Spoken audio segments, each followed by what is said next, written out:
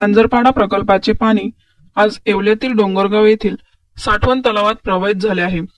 येवलेवासियांना दिलेल्या शब्दाची स्वप्नपूर्ती झाल्याचा मनस्वी आनंद असून यापुढील काळातही पाण्यापासून कोणीही वंचित राहणार नाही।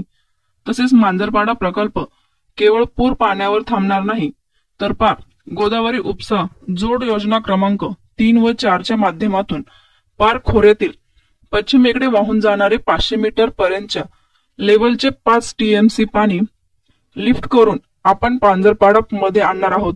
हे पाणी पुणेगाव दरसवाडी मार्गे येवल्याला आणणार असून येवल्याची तहान भागून आपण वैजापूर संभाजीनगरला सुद्धा पाणी देणार आहोत, असे प्रतिपादन राज्याचे अन्न, नागरी पुरवठा व ग्राहक मंत्री छगन भुजबळ यांनी केले। कारण वर्षानुवर्षाचं जे आहे दुःख जे आहे ते आता पुसलं जाईल आणि पुढच्या अनेक पिढ्यांपर्यंत जे आहे या पाण्याचा उपयोग या सगळ्या विभागातील शेतकरी बांधवांना होणार आहे, त्यांच्या मुलाबाळांना होणार आहे।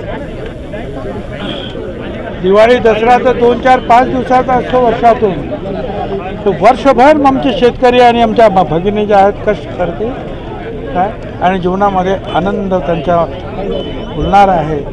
दिवाळी दसऱ्यापेक्षा हा मोठा सण आहे आमच्यासाठी। साहेब, शेतकऱ्यांचा काय भाव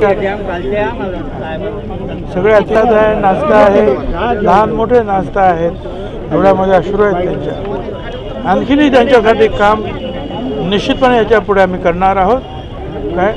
आणि हा विकासाचा रथ जो आहे हा कदापि थांबणार नाही। साहेब, आता शेवट मला असं वाटतं की त्यांच्यावर आपण टीका करूया नको, कारण हे कामं एवढं जटिल होतं की त्यांना अशी खात्री होती की होणारच नाही।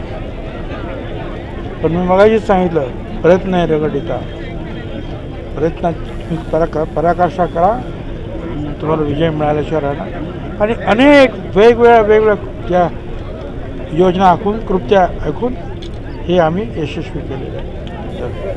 वेगवेगळे बंधारे बांधतात, आपण डॅम बांधतो, त्याच्यापेक्षा फार अवघड काम होतं आहे आणि तेवढं सगळं करून पाणी वळवायचं, ते डोंगरातून 11-12 किलोमीटर घेऊन यायचं टनेल करून आणि परत 160 किलोमीटरचा प्रवास त्या कालव्यातून करायचा आणि पोचायचं। ते काम कठीणच होतं आणि त्यामुळे त्यांचं जो काही म्हणणं होतं ते काही चुकीचं होतं असं मला वाटत नाही। ते पूर्ण झालं।